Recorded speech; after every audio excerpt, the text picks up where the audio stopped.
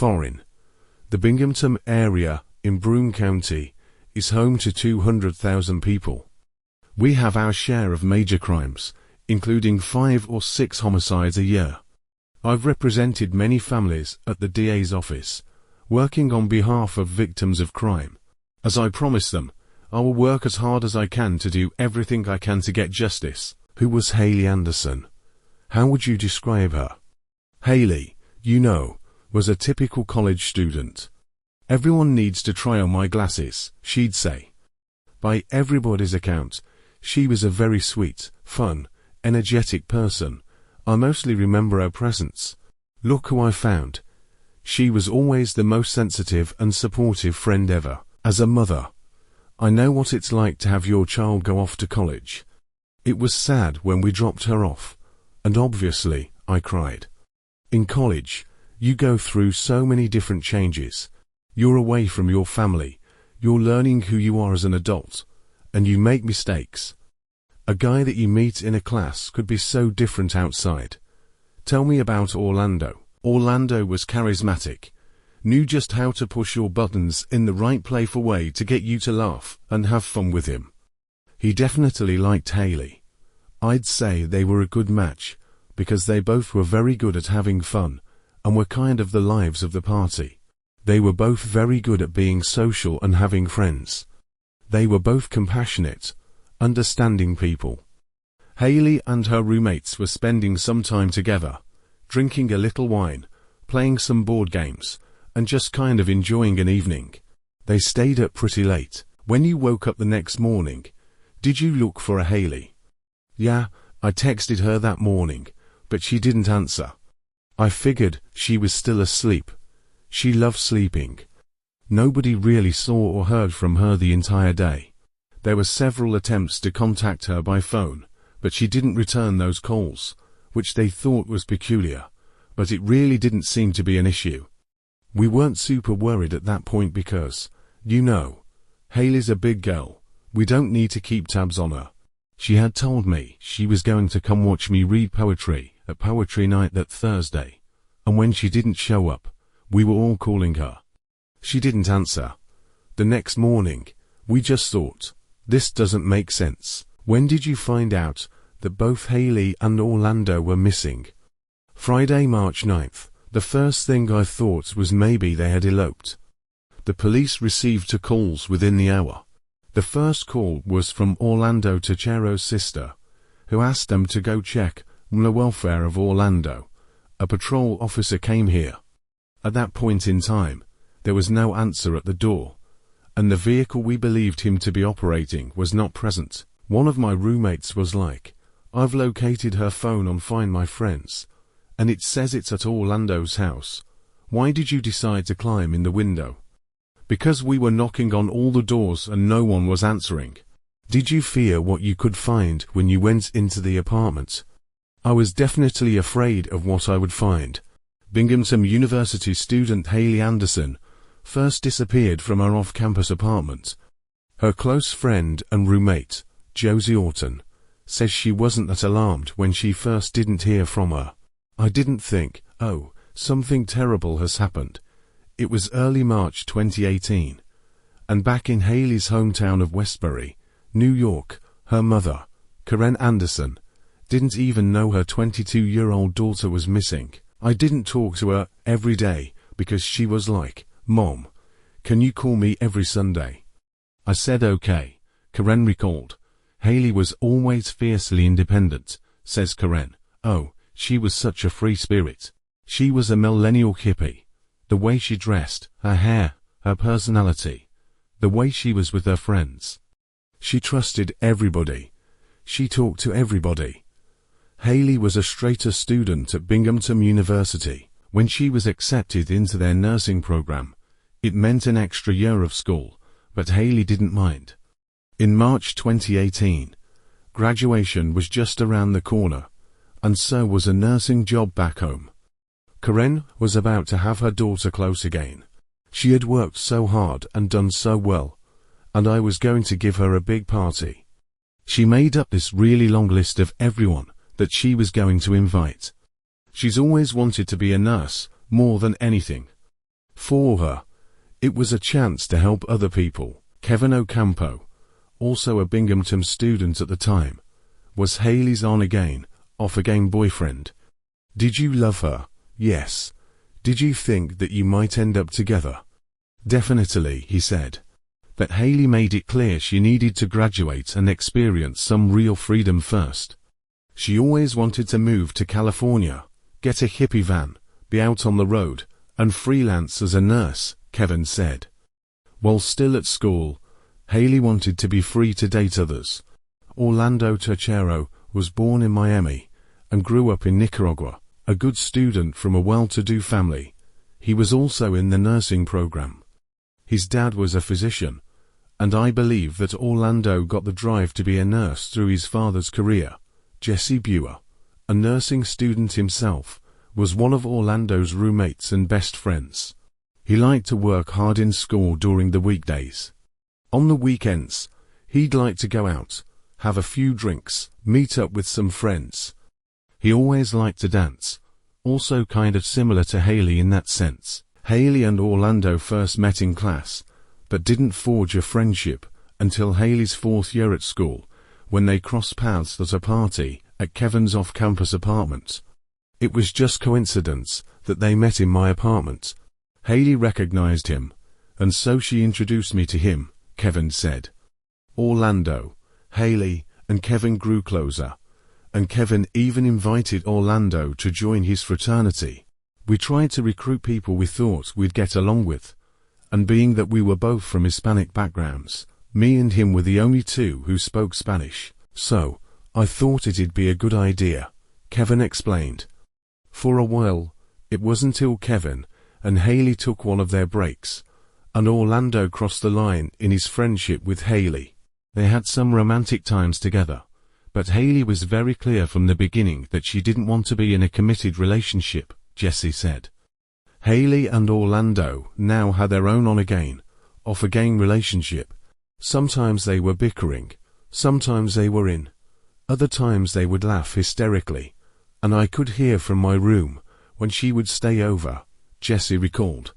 And other times they kept their distance and wouldn't see each other for a little bit, but, as everyone told us, Hailey never completely turned her back on Orlando, especially after his fraternity brothers pushed him out for sleeping with her because she was Kevin's girlfriend.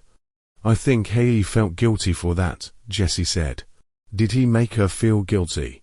Yes, I found that out. Yes, he made her feel guilty, Josie confirmed. Orlando would say things like, "Oh, I want to kill myself," Josie explained. Orlando started coming around uninvited. He used to stop by a lot to come and smoke a cigarette on our porch. He definitely used to drive by, she said. And how would Hailey react when he showed up? Usually, I would deal with it for her, Josie said. Because it's hard for her to be like, "You need to leave, this is not appropriate." So, there were nights when Josie would have to go out and say, "Orlando, you need to leave. You can't just show up at our house." Why do you think he did that? Because he was jealous. He just didn't want to see someone else over there, Josie answered. Do you think Orlando was obsessed with Hailey? Yeah, for sure. He was clearly weirdly possessive of Hailey, who wasn't his girlfriend. He definitely liked Hailey. He definitely seemed like he wanted it to be a little bit more than just an on and off fling.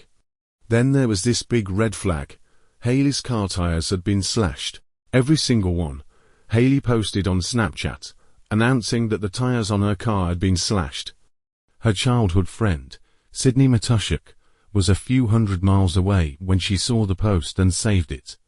I was just like, what just happened? Why would anyone do that?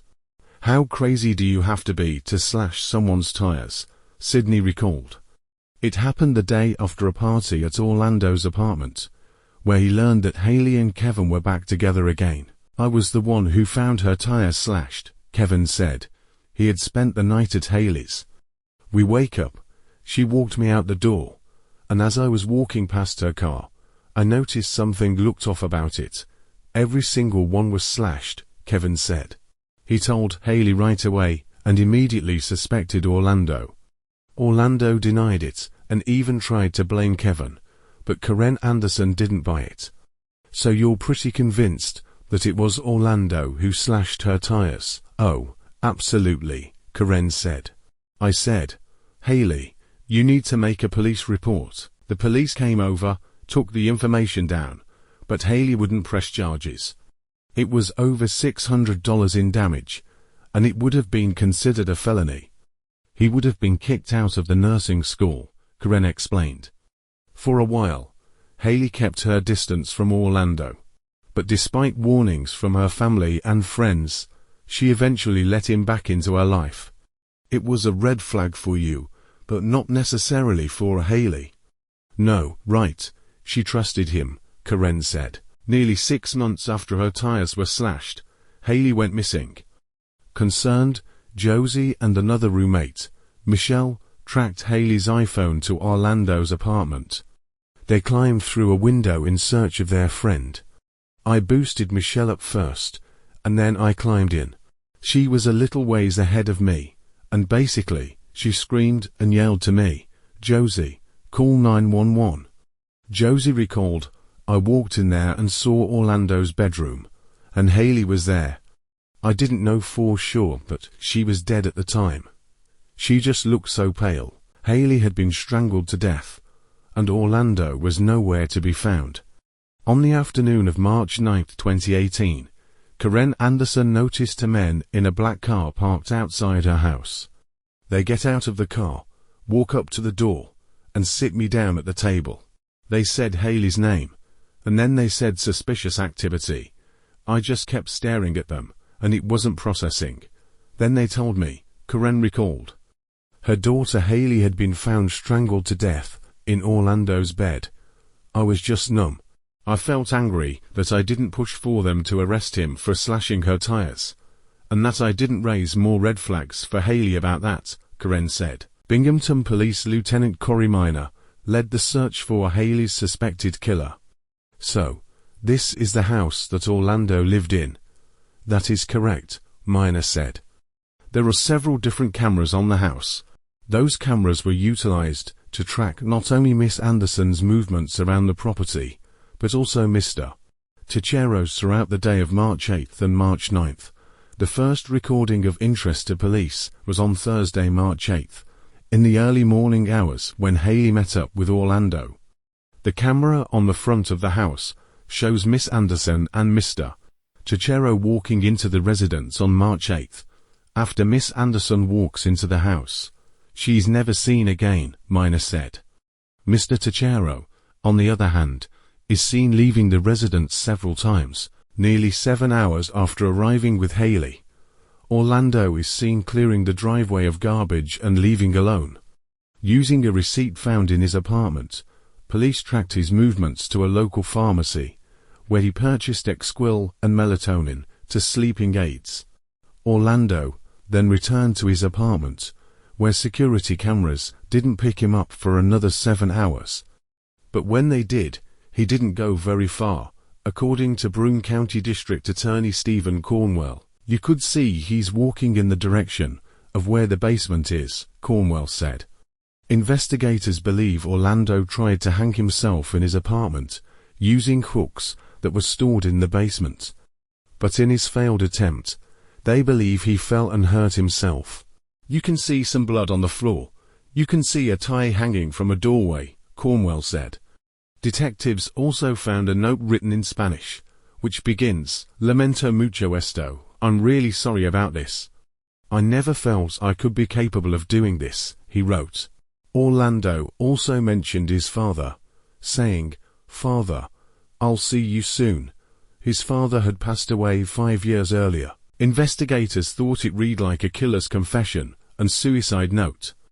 But 16 hours before Haley's body was discovered, Orlando left his apartment one last time, with his luggage, and drove over 3 hours to New York's JFK airport. With his head bandaged, possibly from the alleged suicide attempt, Orlando boarded a plane and headed home to Nicaragua. When I learned he was in Nicaragua before we could get to him, the first thing I thought was, no way, he got away with murder. It was now up to Nicaraguan authorities to capture a fugitive with dual citizenship.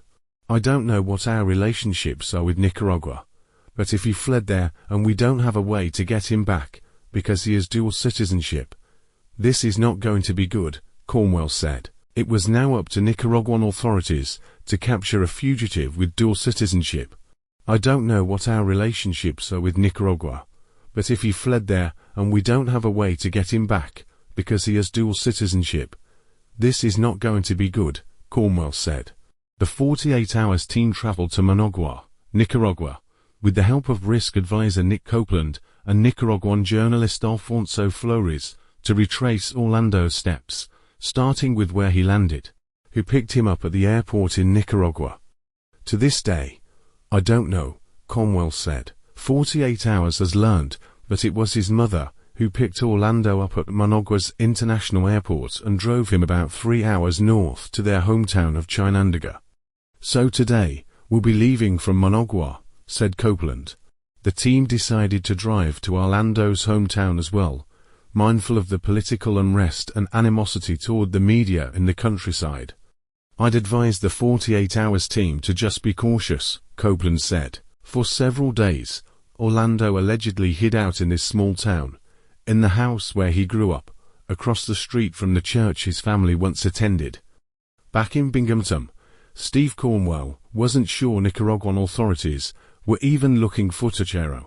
We had no communication with anybody in the government of Nicaragua at that point for those few days, Cornwell said. Then, 4 days after his arrival, Orlando's mother drove him an hour south to the much larger city of Leon to get medical attention. According to the police report, Orlando Tachero was brought to this hospital with self-inflicted wounds, implying he tried to take his own life. It's possible that someone here recognized a fugitive, Cornwell explained. The story had been in the news 4 days.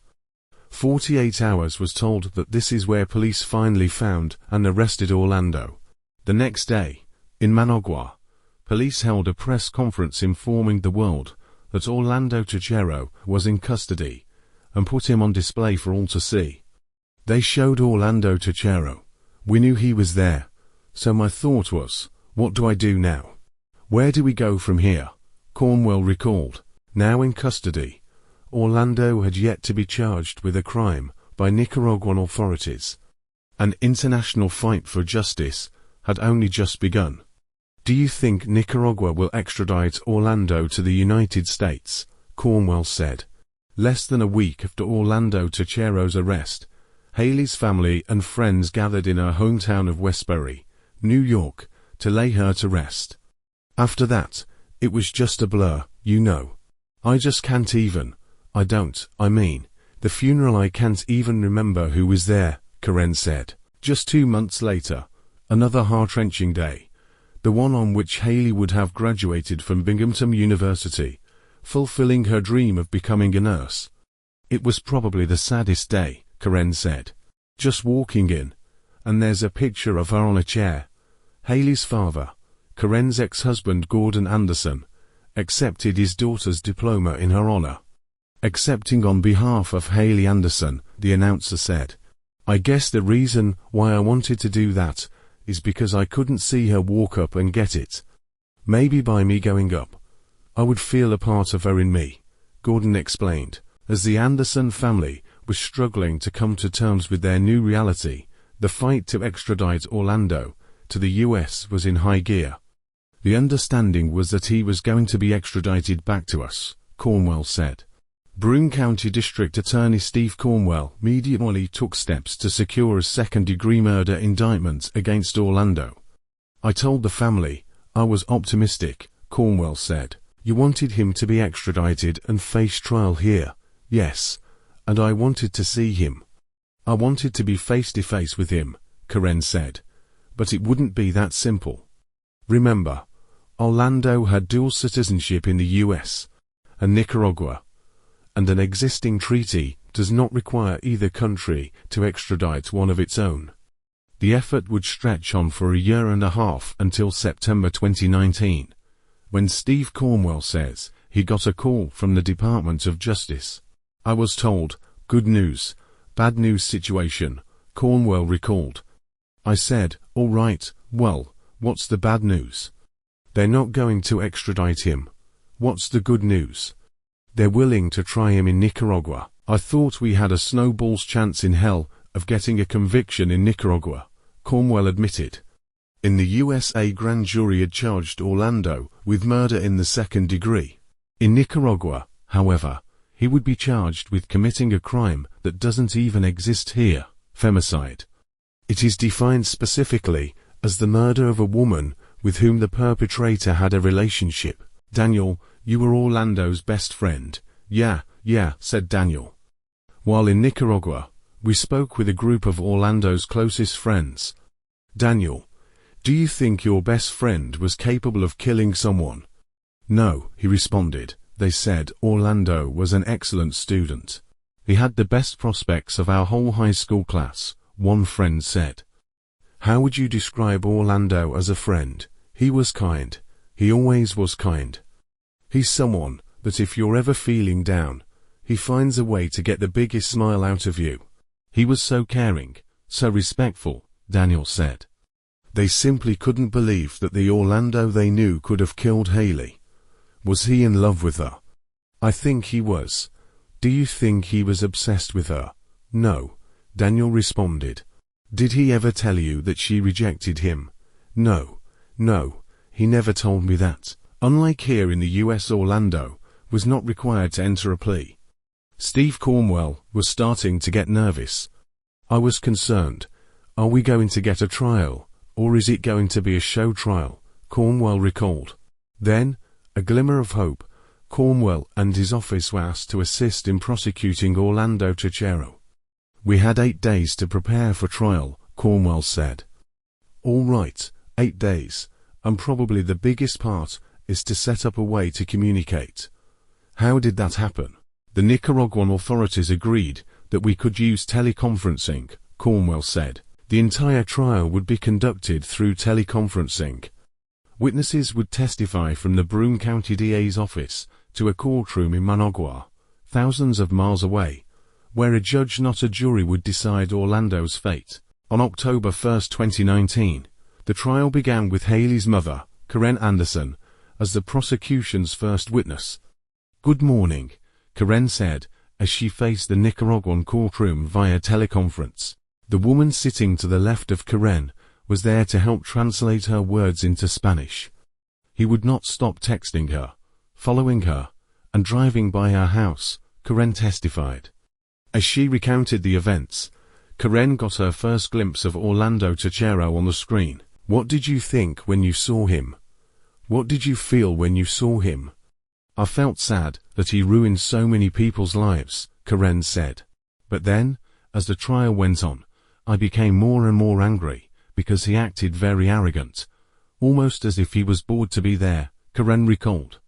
Haley's roommate, Josie Orton, also testified. Orlando has always been possessive over Haley, Josie said. Orlando's roommate, Jesse Buer, testified as well, describing the on-again, off-again relationship between Haley and Orlando. They had an on and off relationship for a little over a year, Jesse said. Kevin Ocampo, Haley's ex-boyfriend, took the stand and told the judge about the time Haley's tires were slashed. At the time, I thought it was because I was seeing Haley again, Kevin explained. However, it was Binghamton police investigator Carl Peters who methodically took the judge through all the key evidence. I viewed the video that was secured from 23 Oak Street, including all the surveillance footage that tracked Orlando and Haley's movements, Peters said. This included footage of Haley walking into Orlando's apartment, but never leaving. Later on, what is clearly Orlando Cachero comes and goes from the apartment, Peters testified. Then there was the handwritten note Orlando left behind in his apartment. In the note, it's written that he did something stupid and he's sorry, Peters explained. The prosecution argued that Orlando's motive was jealousy. He choked her to death, Cornwell said. He took Haley, who I believe may have been sleeping, and he choked the life out of her and left her there to rot. That is a sick, disturbed man who could take advantage of somebody he claimed to love and kill her because he couldn't have her. But Orlando's defense attorney was about to present his case, arguing that Orlando was temporarily insane at the time of Haley's murder. Did you feel that maybe he was going to get off? The only thing I was worried a little bit about was the insanity plea, Cornwell said. Orlando's defense attorney, Eduardo Rubio, argued that due to the influence of alcohol, Orlando was temporarily insane when he killed Haley. To prove his case, he called a psychiatrist as his first and only witness. Dr. Ronald Lopez Aguilar, appointed by the court, testified that Orlando told him he had no recollection of what happened, claiming he woke up after a night of heavy drinking to find Haley dead. However, the expert couldn't verify whether any of that was true. There was no way to tell what Orlando's state of mind was at the time of the murder, Dr. Lopez said. Instead, he could only say that there was nothing wrong with the defendant's current mental state. Cornwell wasn't convinced. It was an indefensible case, Cornwell said. There is absolutely no possibility that he doesn't remember what happened. There's no evidence that he was drunk or on drugs. There's no evidence that he had some sleepwalking disorder and committed murder in his sleep. After both sides rested, the judge gave Haley's family the last word, which would never happen in the U.S. Karen Anderson spoke directly to Orlando. Haley was a beautiful, intelligent, and friendly girl. She was an aspiring nurse and had her whole life to look forward to. She was and still is my best friend, Karen said.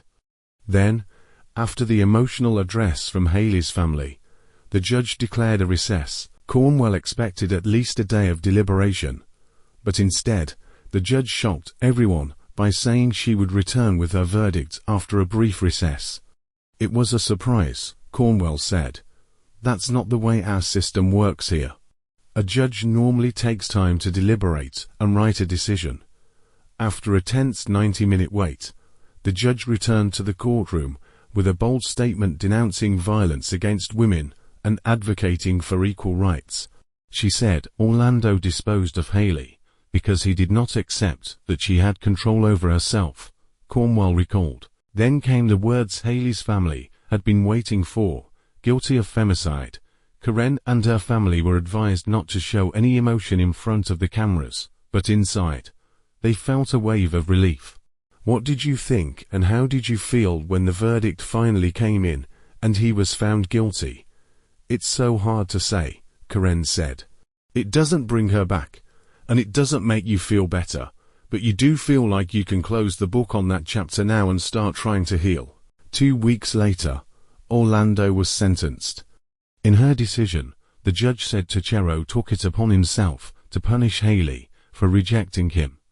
Then she punished him with the maximum sentence, 30 years in prison. I couldn't believe it.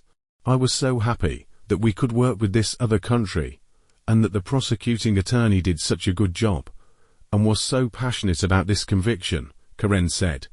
It was just amazing to me. Cornwell expressed his gratitude to the Nicaraguan authorities. We owe the Nicaraguan authorities, the prosecutor, and the court system tremendous thanks. They have my gratitude for the rest of my life, Cornwell said. 30 years is a long time, but some of Orlando's friends found the sentence hard to believe. Seeing that they gave my friend a maximum sentence, it's very hard, one friend said. None of Orlando's friends had seen him since his conviction, but some had received phone calls and letters. He always asks me to keep him in my prayers and to stay positive, one friend said. They still supported him, and some even believed he was innocent. I stand firm in saying that no, he wasn't really guilty. I feel like they're missing something, another friend said. Another of Orlando's high school friends, who asked to remain anonymous, suspected there was some truth to Orlando's defense, that he was not in his right mind when Haley was killed. I don't know if they were under the effects of alcohol or something, but something happened for him to act that way, she said. When asked if she believed being under the influence justified murder, she said, "No, nothing justifies that. But I don't know what really happened in that room. Orlando was still betting on that very question. What was his state of mind at the time of the murder? His defense attorney wanted a new psychiatrist to evaluate the case, and there was always the chance that an appeals court could allow it. However, Cornwell and Haley's family believed that Orlando was dangerous. He's a killer, and if he didn't kill Haley that day, he probably would have killed somebody else someday. And if he's ever released, he'll kill again, Cornwell warned. On the morning of February 4, 2020, a heavily guarded Orlando Tercero was back in the Nicaraguan courtroom, this time to appeal his conviction before a panel of 3 magistrates. The proceedings began with Orlando's trial attorney, Eduardo Rubio, still handling the case and still arguing that Tercero was highly intoxicated and temporarily insane at the time of Haley Anderson's murder. He wanted a new psychiatric evaluation, this time by a forensic psychiatrist well-versed in temporary insanity defenses. Josie finds it very difficult to believe that Orlando can't remember killing her friend, the prosecution said. If you're strangling someone, even in whatever state, you're going to recognize this person is dying, and you need to stop. How do you put that power in your own hands and look at somebody, watching their breath get taken away from them? Josie said, "It's so intimate to me and so brutal. I mean, it's one thing to kill somebody with a gun, but to just take their lives with your hands like that is so raw and so sad, and just unbelievable." Rubio also argued that Orlando was wrongly charged with femicide. In the US, he was charged with second-degree murder, and would likely have faced a lighter sentence with the possibility of parole. Rubio insisted that the Nicaraguan courts were legally obligated to follow those guidelines. To everyone's surprise, the magistrates immediately considered and rejected the request for a second psychiatric opinion. They said they would need time to deliberate, Cornwell said. Nearly 3 weeks later, Karen Anderson was still awaiting a decision from the Nicaraguan courts. She was back in New York, in what used to be Haley's bedroom, now a sanctuary for her ashes. "This is Haley right here. She's in here," Karen said, pointing to an urn. "I wanted to keep her with me." Karen had always hoped for some justice for Haley, but she also wanted something more. "I wanted Haley's death to have some purpose. I want femicide to be brought to the attention of people in the United States, because it's on the rise. It's a very serious crime," Karen said. "You wish that there was a femicide law here in the US?" "Yes," Karen confirmed. "Also, I want people to understand that when they see red flags, they need to take them seriously and follow through. It could help prevent something like this from happening to someone else." Finally, on March 10, 2020, nearly 2 years to the day after Haley was murdered, Karen and Gordon Anderson went to the Broome County DA's office. They were there to hear the appellate court's decision. The hearing took over an hour, as an officer of the court read the lengthy 12-page decision. "It took me a moment to realize that the appeal had been completely denied," Karen recalled. "But once it sunk in, I felt relief." With that decision, Orlando Tercero's conviction and sentence stood. Orlando would spend the next 30 years in Nicaragua's main penitentiary, known for its overcrowding and harsh conditions. Every day, he would be given a small meal of rice and beans. If he wanted anything more, his family would have to deliver food to the prison gates. Steve Cornwell made it clear that if for any reason Tercero were ever released and set foot on American soil, Broome County would arrest him and put him on trial again. "There's no double jeopardy, so if for some reason he was released, we could try the entire case again here," Cornwell said. For Haley's family and friends, the decision brought some closure, but the pain of losing Haley remained. "What would justice possibly look like for your family now?" one of Haley's friends asked. "I don't know," Karen said, "but I do know that nothing will bring her back. We just have to continue to remember her and try to move forward." As Haley's family and friends continue to heal from their loss, they remain determined to keep her memory alive. "What would you say to Haley's parents if you could?" Josie was asked. I'd say that even though Haley's time was short, she touched so many people's lives. They should be really, really proud of who Haley was as a person, Josie said. Kevin Ocampo, Haley's on-again, off-again boyfriend, remembered her as an innocent, kind-hearted person. One time we were all sitting in her bed, and she asked us, "What is depression?" "I can't understand that. She was just so happy and content with life," Kevin said. "She was the type of person who was always smiling and making people feel good," he added. Sydney Matushak, Haley's childhood friend, wanted people to remember how much joy Haley brought to the world. "She was quirky and happy, and she trusted everyone," Sydney said. "It's so sad that that's what led to her death, but that was also part of what made her such a special person." Karen Anderson, still heartbroken over the loss of her daughter, said she just wanted Haley to be remembered as the millennial hippie that she was. "As sad as it is that she trusted everybody, that was a good quality. You should be able to trust people," Karen said. In the end, despite the trial, the appeals, and the conviction, Haley's family and friends are left with the memories of a vibrant young woman whose life was cut short. They will continue to fight for justice, not just for Haley, but for all the victims of senseless violence.